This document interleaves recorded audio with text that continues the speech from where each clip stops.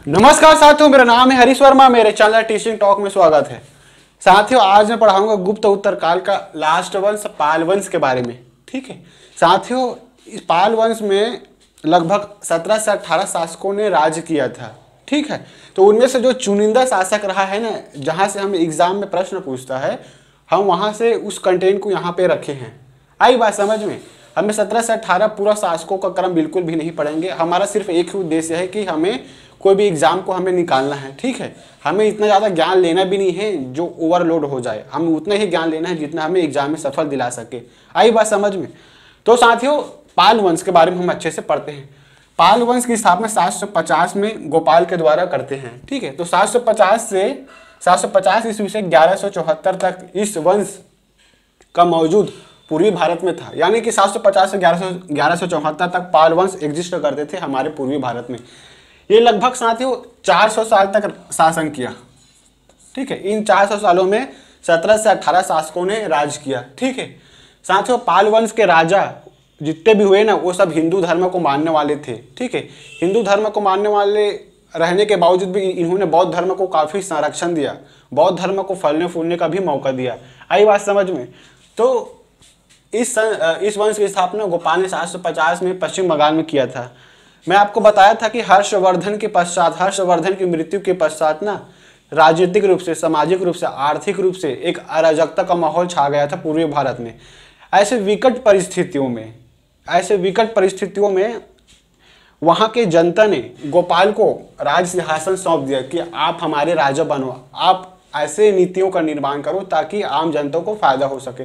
तो गोपाल ना आम जनता के द्वारा चुनी हुई एक राजा थे। आई बात समझ में? तो आइए हम एक एक करके बहुत फैक्ट तरीके से अच्छे से बात करते हैं इस वंश के बारे में। तो गोपाल साथियों, कुमारगुप्त ने जो नालंदा विश्वविद्यालय बनवाया था ना बिहार में, तो उस नालंदा विश्वविद्यालय को बनवाया था, तो उस नालंदा विश्वविद्यालय को इन्होंने दान कर दिया। किनको दान कर दिया? वहाँ के लोगों को, पढ़ने के लिए, लिखने के लिए, ज्ञान प्राप्त करने के लिए, शिक्षा हासिल करने के लिए। आई बात समझ में? तो नालंदा विश्वविद्यालय को इन्होंने दान कर दिया। ठीक है साथियों, इन्होंने विक्रमशिला विश्वविद्यालय का भी नींव रखी। आई बात समझ में? भागलपुर में है ये विक्रमशिला विश्वविद्यालय। आई बात समझ में? अभी G20 हो रहा था ना, अभी तो फोटो सेशन में नालंदा विश्वविद्यालय के साथ फोटो सेशन हो रहा था, मोदी जी और जितने भी G20 के मेहमान हैं ना, उनके साथ। तो इससे स्पष्ट होता है कि हमारे प्राचीन भारत में, हमारे गौरवशाली इतिहास में नालंदा विश्वविद्यालय का कितना बड़ा योगदान था। लेकिन आगे चलकर इसको काफ़ी क्षति हुई। अलाउद्दीन खिलजी ने इसको पूरी तरह से जला दिया था। कहते हैं कि महीनों दिनों तक वहाँ के पुस्तक जलते रहे, वहाँ से धुआं निकलते रहे। आई बात समझ में? तो नालंदा विश्वविद्यालय बहुत बड़ा शिक्षा का केंद्र था इस शासन काल में। ठीक है, विक्रमशिला विश्वविद्यालय की इन्होंने नींव रखी। लेकिन धर्मपाल के समय इस विक्रमशिला विश्वविद्यालय का पुनः निर्माण हो जाता है। ठीक है, अब हम पढ़ेंगे साथियों तीसरा फैक्ट के बारे में। इन्होंने ओदनपुरी विहार की भी स्थापना करी। ठीक है, विहार का मतलब होता है जहाँ बौद्ध भिक्षु निवास करते हैं, रहते हैं, तो वही है विहार दरअसल। आई बात समझ में? तो गोपाल नालंदा विश्वविद्यालय को इन्होंने दान किया शिक्षा ग्रहण करने के लिए लोगों को। विक्रमशिला विश्वविद्यालय की नींव रखी गई, ये भागलपुर में है। ठीक है साथियों, इन्होंने ओदनपुरी विहार की भी स्थापना करी। ठीक है, अब हम आते हैं धर्मपाल के बारे में। ठीक है, पाल वंश में मैंने आपको बताया था कि त्रिपक्षीय संघर्ष जारी हो गया था कनौज को प्राप्त करने के लिए। तो पाल वंश में ना एकमात्र शासक था जिसने त्रिपक्षीय संघर्ष में भाग लिया। ठीक है साथियों, विक्रमशिला विश्वविद्यालय का नींव इन्होंने रखा था। ठीक है, गोपाल ने, लेकिन इसको पुनः निर्माण धर्मपाल ने किया। ठीक है साथियों, इन्होंने सोमपुरा विहार की स्थापना करी।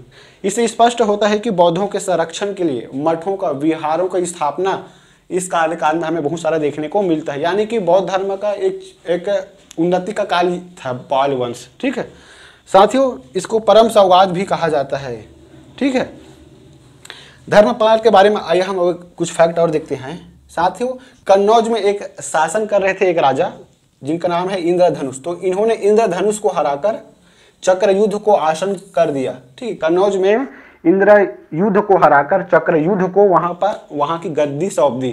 ठीक है, इससे स्पष्ट होता है कि धर्मपाल राजनीतिक विस्तार पे काफी विश्वास करते थे।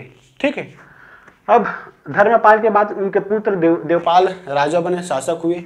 तो इन्होंने अपने पुत्र अपने पिता के भांति ही राज्य विस्तार करने के लिए मन बनाया और राज्य विस्तार भी किया। ठीक है, तो इन्होंने पिता के अनुसार विस्तार विधि नीति को अपनाया, मतलब अपने क्षेत्र विस्तार को काफी बढ़ा चुका था इस काल के राजा।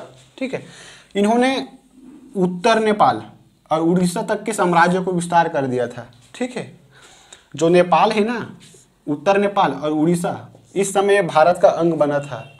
ठीक है साथियों, इसके कार्यकाल में मुंगेर को दूसरी राजधानी घोषित किया। ठीक है, मुंगेर को राजधानी बनाया इन्होंने, देवपाल ने। बौद्ध धर्म का दूसरा संरक्षक कहा जाता है। ठीक है, बौद्ध धर्म का दूसरा संरक्षक इसलिए क्योंकि इस काल में बौद्धों की काफी उन्नति देखने को मिली। ठीक है, ओदनपुर विहार की स्थापना हुई, सोमपुर विहार की स्थापना हुई, मठों की स्थापना हुई। ठीक है, विशेषकर नालंदा विश्वविद्यालय में बौद्ध भिक्षु ही शिक्षा ग्रहण करते थे। आई बात समझ में। साथियों, जो अंतिम पाल वंश के शासक हुए वो गोविंद पाल हुए। ठीक है, तो इसके समय ना बौद्ध धर्म का वज्रयान संप्रदाय का उदय हुआ। ठीक है, आई बात समझ में। तो इससे स्पष्ट होता है कि 17 से 18 शासकों में से जो 4 महत्वपूर्ण शासक हुए उसके बारे में मैं आपको बता दिया और रिविजन करा देता हूँ एक बार फटाफट।